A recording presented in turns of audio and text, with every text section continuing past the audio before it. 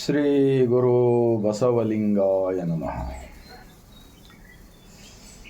ಧರ್ಮಗುರು, ವಿಶ್ವಗುರು, ಜಗಜ್ಯೋತಿ, ಕ್ರಾಂತಿಯೋಗಿ, 12ನೇ ಶತಮಾನದಲ್ಲಿ ಬಿಜ್ಜಳರಾಜರ ಪ್ರಧಾನಮಂತ್ರಿಯಾಗಿದ್ದುಕೊಂಡು ಅಂದು ನಡೀತಕ್ಕಂತಹ ಸಮಾಜದಲ್ಲಿ ಶೋಷಣೆಗಳನ್ನು ಕಂಡು ಮಹಾತ್ಮ ಬಸವಣ್ಣನವರು ಅನುಭವ ಮಂಟಪದ ಮೂಲಕ ಲಿಂಗ ಆಯತ ಧರ್ಮ ಸ್ಥಾಪನೆ ಮಾಡಿದರು.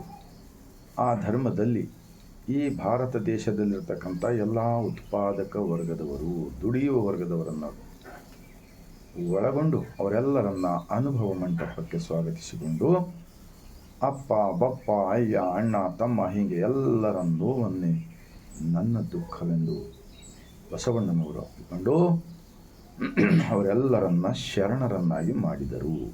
ಅವರೆಲ್ಲರೂ ಅಂತರಂಗ ಮತ್ತು ಬಹಿರಂಗದಲ್ಲಿ ಶುದ್ಧಿಯನ್ನಾಗಿಟ್ಟುಕೊಂಡು ದೇಹವೇ ದೇವಸ್ಥಾನ, ಅರಿವೇ ಗುರು, ಕಾಯಕವೇ ಕೈಲಾಸವೆಂದು 770 ಜನ ಅಮರಗಣಗಳು, 1,96,000 ಶರಣರು ಏಕಕಾಲಕ್ಕೆ ಬಸವಣ್ಣನವರ ಅನುಭವ ಮಂಟಪದಲ್ಲಿ ಶರಣರಾದರು. ಅವರ ಎಲ್ಲರ ವಚನಗಳು ಇವತ್ತು ಸಿಗುತ್ತವೆ.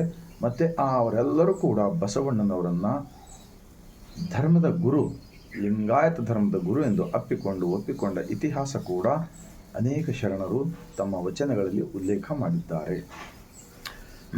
ಉದಾಹರಣೆಗೆ ಅಲ್ಲಮಪ್ರಭುರವರಾಗಲಿ, ಅಕ್ಕ ಮಹಾದೇವಿರವರಾಗಲಿ, ಸಿದ್ದರಾಮೇಶ್ವರಾಗಲಿ, ಮಡಿವಾಳ ಮಾಚಿತಂದೆಯವರಾಗಲಿ, ಹೀಗೆ ಅಂಬಿಗರ ಚೌಡಯ್ಯನವರು, ಸತ್ಯಕ್ಕ, ಸಂಕವ್ವ, ಕಾಶ್ಮೀರದ ರಾಜ, ಅಫ್ಘಾನಿಸ್ತಾನದ ಮುಸ್ಲಿಂ, ಇವರೆಲ್ಲರೂ ಒಂದಿಲ್ಲ ಒಂದು ಕಾಯಕಗಳನ್ನು ಮಾಡಿಕೊಂಡು ದಿನನಿತ್ಯ ಅನುಭವ ಮಂಟಪದಲ್ಲಿ ಚಿಂತನೆಗಳಲ್ಲಿ ಭಾಗಿಯಾಗಿ ಅವರೆಲ್ಲರೂ ಇಡೀ ಜಗತ್ತಕ್ಕೆ ಒಬ್ಬನೇ ದೇವರು, ಆ ಒಬ್ಬನೇ ದೇವನಿಗೆ ಮೂರ್ತಿ ಇಲ್ಲ, ಗುಡಿ ಇಲ್ಲ, ಗುಂಡಾರವಿಲ್ಲ, ಜಾತ್ರೆ ಇಲ್ಲ, ಏನೂ ಇಲ್ಲವೇ ಇಲ್ಲ, ದೇಹವೇ ದೇವಾಲಯ ಎಂದು ಕೊಟ್ಟಿರ್ತಕ್ಕಂಥ ಇತಿಹಾಸ.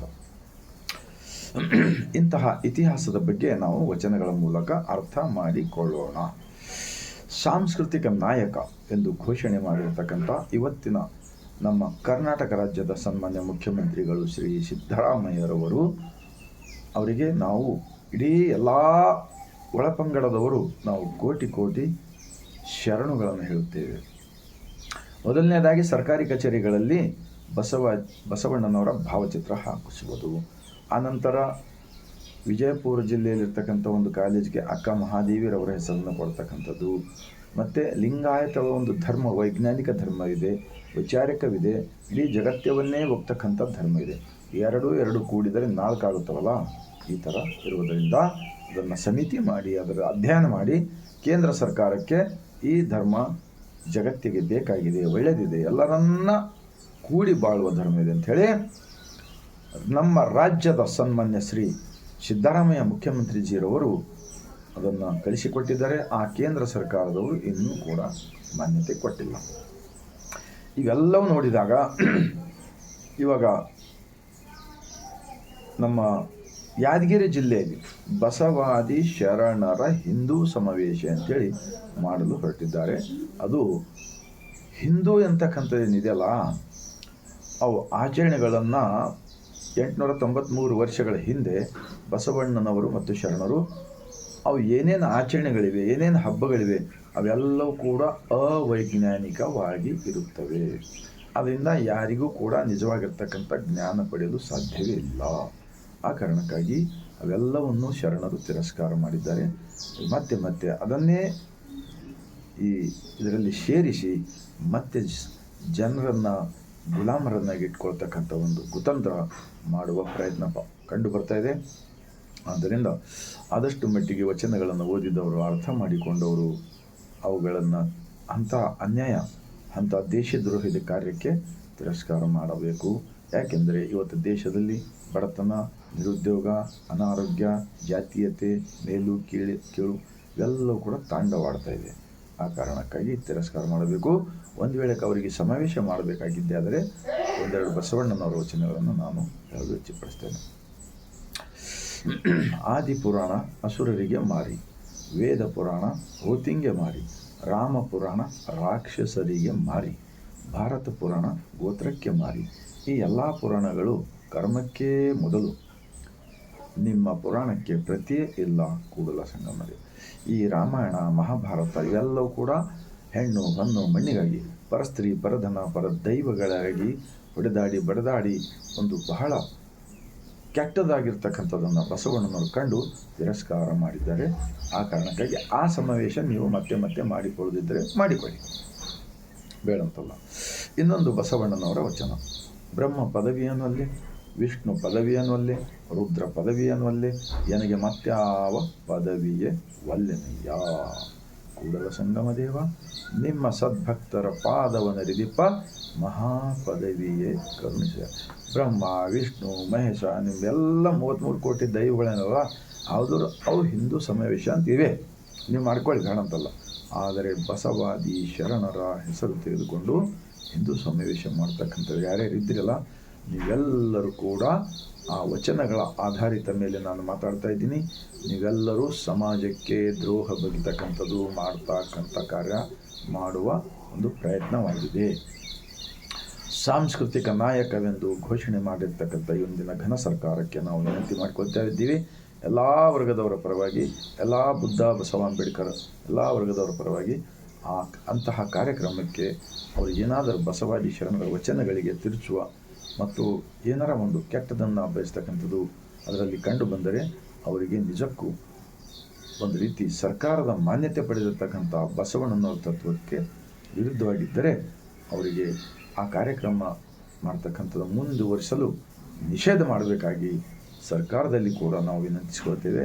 ಯಾಕೆಂದರೆ ಇವತ್ತು ದೇಶಕ್ಕೆ ಬೇಕಾಗಿದ್ದು ಬಸವಯುಗ, ಬಸವ ಭಾರತ, ಬಸವಣ್ಣನವರ ತತ್ವಗಳು ಎಂದು ಹೇಳ್ತಾ, ತಮ್ಮೆಲ್ಲರ ಮನಕ್ಕೆ ತಟ್ಟಿದೆ ಆದರೆ, ಹೃದಯಕ್ಕೆ ತಟ್ಟಿದೆ ಆದರೆ, ನಿಮ್ಮ ಮನೆಗಳಲ್ಲಿರ್ತಕ್ಕಂಥ ಮಕ್ಕಳಿಗೆ, ನಿಮ್ಮ ಕುಟುಂಬಕ್ಕೆ ವಚನಗಳನ್ನು ತಿಳಿಸಿರಿ. ನುಡಿದರೆ ಮುತ್ತಿನ ಹಾರದಂತಿರಬೇಕು. ನೋಡಿ, ಎಷ್ಟೊಂದು ಒಳ್ಳೆಯ ವಿಚಾರಗಳಿವೆ, ಯಾವ ಶಿಕ್ಷಣದಲ್ಲಿ ಕೂಡ ಇಲ್ಲ. ಉಳ್ಳವರು ಶಿವಾಲಯ ಮಾಡುವರು, ನಾನೇನು ಮಾಡಲಿ ಬಡವನಯ್ಯ ಅಂತ ಹೇಳಿದಾರಲ್ಲ. ಮತ್ತು ಇನ್ನೊಂದು ವಚನವಿದೆ ನಾನು ಹೇಳ್ತಕ್ಕಂಥದ್ದು, ಈ 33 ಕೋಟಿ ಹಾಳು ಮರುಡಿಗಳಲ್ಲಿ ನೋಡಿ, ಇವರು ಎಲ್ಲ ಸೃಷ್ಟಿ ಮಾಡಿರ್ತಕ್ಕಂಥ ಹಲವು ದೈವಗಳು. ಊರ ದಾರಿಗಳಲ್ಲಿ, ಕೆರೆ ಬಾವಿ ಹೂವು ಗಿಡ ಮರಗಳಲ್ಲಿ, ಗ್ರಾಮ ಮಧ್ಯದಲ್ಲಿ, ಚೌಪತ ಪಟ್ಟಣ ಪ್ರವೇಶದಲ್ಲಿ, ಹಿರಿ ಆಲದ ಮರದಲ್ಲಿ ಮನೆಯ ಮಾಡಿ, ಕರೆ ಎಮ್ಮೆ ಹಸುಗೂಸು ಬಸುರಿ ಬಾಣಂತಿ ಕುಮಾರಿ ಕೊಡಗು ಶಂಭುವರ, ಹಿಡಿದುಂಬ ತಿರಿದುಂಬ ಮಾರಯ್ಯ ಬೀರಯ್ಯ ಕೇಚರ ಗಾವಿಲ ಅಂತರ ಬೆಂತರ ಕಾಳಯ್ಯ ಧೂಳಯ್ಯ ಮಾಳಯ್ಯ ಕೇತಯ್ಯಗಳೆಂಬ ಈ 100 ಮಡಿಕೆಗೆ ನಮ್ಮ ಕೂಡಲ ಸಂಗಮ ದೇವ ಒಬ್ಬ ದೇವನಿಗೆ ಶರಣೆಂಬುವುದು ಒಂದೇ ದಡಿ ಸಾಲದೆ, ಒಂದೇ ದಡಿ ಸಾಲದೆ. ನೋಡಿ, ಗಂಡನ ಮೇಲೆ ಸ್ನೇಹವಿಲ್ಲದ ಹೆಂಡತಿ, ಲಿಂಗದ ಮೇಲೆ ನಿಷ್ಠೆಯಿಲ್ಲದ ಭಕ್ತ. ಎದೆ ಮೇಲೆ ಇಷ್ಟಲಿಂಗವನ್ನು ಧರಿಸಿದ ಬಳಿಕ ಪರಮ ಪತಿವ್ರತೆಯ ಗಂಡನೊಬ್ಬ.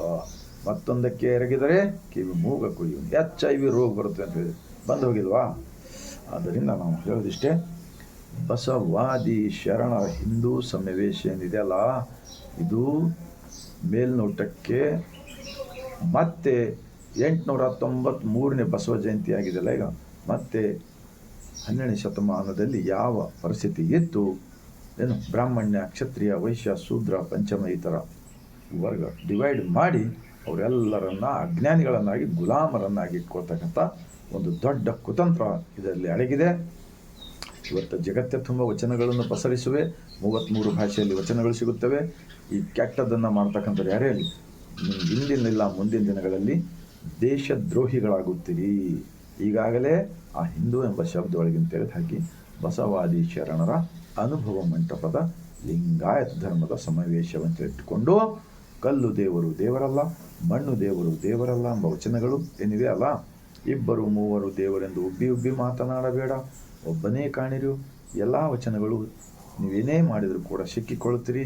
ಕಳ್ಳತನ ಸುಳ್ಳು ಮೋಸ ವಂಚನೆ ಮಾಡ್ತಕ್ಕಂಥವ್ರು ಸಿಕ್ಕೋತಾರಲ್ಲ, ಆ ಥರ ನೀವು ಕೂಡ ಸಿಕ್ಕಿಕೊಳ್ಳೋದು ಬೇಡ. ಆದ್ದರಿಂದ ನಿಮ್ಮ ತಪ್ಪುಗಳನ್ನು ತಿದ್ದಿಕೊಂಡು ಬಸವಾದಿ ಶರಣರ ಅನುಭವ ಮಂಟಪದ ಏಕದೇವ ಉಪಾಸನೆಯ ಲಿಂಗಾಯತ ಧರ್ಮ ಸಮಾವೇಶ ಅಂತೇಳಿ ಮಾಡಿದರೆ ನೀವು ದೇಶಭಕ್ತರಾಗುತ್ತೀರಿ. ಒಂದು ವೇಳೆ ಹೀಗೆ ಮಾಡದೆ ಹೋದರೆ ದೇಶದ್ರೋಹಿಗಳಾಗುತ್ತೀರಿ ಅಂತೇಳಿ ಗ್ಯಾರಂಟಿ ಹೇಳುತ್ತಾ ಕುರಿಯ ಹಿಂಡು ಕಬ್ಬಿನ ಉಲಿವ ತೋಟವ ಹೊಕ್ಕು ತೆರನ ನರಿಯದೆ ತನಿ ರಸದ ಹೊರಗಣೆಯಲೆಯನ್ನೇ ಮೈದವು ನಿಮ್ಮ ಅರಿತ ಮದಕರಿಯಲ್ಲದೆ ಕುರಿ ಬಲ್ಲುದೆ ಕೂಡಲ ಸಂಗಮ ದೇವ ಎಂದು ಹೇಳುತ್ತಾ ನಾವೆಲ್ಲರೂ ವಚನಗಳನ್ನು ಓದುತ್ತಿದ್ದೇವೆ. ನಾವು ಕುರಿಗಳು ಆಗುವುದಿಲ್ಲ, ನಾವು ಆನೆಗಳಾಗುತ್ತೇವೆ. ಎಂದರೆ ಕಬ್ಬಿನ ತೋಟದಲ್ಲಿ ಆನೆ ಹೋದರೆ ಎಲೆ ಮತ್ತು ಕಬ್ಬು ತಿಂದು ಬಿಡುತ್ತದೆ. ಆ ಕಬ್ಬಿನ ಒಳಗಿರ್ತಕ್ಕಂಥವ್ರು ಸಿಹಿ ಆನೆಗೆ ಗೊತ್ತಾಗುತ್ತದೆ. ಕುರಿಗಳು ಎಲ್ಲ ತಪ್ಪಲವನ್ನು ತಿನ್ನುತ್ತಾ ಹೋಗುತ್ತವೆ, ಆದರೆ ಕಬ್ಬಿನದು ಕೂಡ ತಪ್ಪಲೆ ತಿಂತಾವೆ, ಅದು ಕಬ್ಬು ತಿನ್ನುವುದಿಲ್ಲ. ಆ ಕಬ್ಬಿನ ಒಳಗಿನ ರುಚಿ, ಅದು ಸಿಹಿ ಆ ಕುರಿಗಳಿಗೆ ಗೊತ್ತಾಗೋದಿಲ್ಲ. ಜಾತ್ರೆಗಳಲ್ಲಿ ಸೇರ್ತಕ್ಕಂಥವ್ರು ಎಲ್ಲರೂ ಕುರಿಗಳ ರೂಪದಲ್ಲಿ ಈ ದೇಶದಲ್ಲಿ ಮೇಂಟೆನೆನ್ಸ್ ಮಾಡ್ತಾ ಇದ್ದೀರಿ. ಇದು ದೇಶಕ್ಕೆ ಪ್ರಗತಿಗೆ ಮಾರಕವಾಗಿದೆ ಎಂದು ಹೇಳುತ್ತಾ, ಅಂತರಂಗದ ದೇವನನ್ನು ಒಲಿಸಿಕೊಳ್ಳುವ ತತ್ವ ಈ ಜಗತ್ತದಲ್ಲಿ ಯಾವುದಾದರೂ ಇದ್ದರೆ ಅದು ಜಗತ್ತಿನ ಮೊದಲನೇ ಅನುಭವ ಮಂಟಪ ಪ್ರಜಾಪ್ರಭುತ್ವ ಕೇಂದ್ರ ಬಸವ ಕಲ್ಯಾಣದ ಶರಣರ ನಾಡಿನಿಂದ ಇವತ್ತು ಜಗತ್ತೆಲ್ಲ ಬಸವಮಯ ಆಗಲಿದೆ. ನೀವು ಕೂಡ ಬದಲಾವಣೆ ಆಗಬೇಕಂತ ಹೇಳಿ ವಿನಂತಿಸಿಕೊಳ್ತಾ, 145 ಕೋಟಿ ಭಾರತೀಯರಿಗೆ ಈ ವಚನದ ವಿಡಿಯೋ ತಲುಪೋ ಕಾರ್ಯ ಯಾರ್ಯಾರು ಮಾಡ್ತಿರಲ್ಲ ಅವರೇ ನಿಜವಾಗಿರ್ತಕ್ಕಂಥ ದೇಶಭಕ್ತರಾಗುತ್ತೀರಿ ಎಂದು ಹೇಳುತ್ತಾ, ಮತ್ತೊಮ್ಮೆ ಬಸವನಾಡು ಶರಣರ ನಾಡು ಅನುಭವ ಮಂಟಪ ಬಸವ ಕಲ್ಯಾಣದ ಭೂಮಿಲಿಂದ ಬಾಗಿದ ತಲೆ ಮುಗಿದ ಕೈಲಿಂದ ಶರಣ.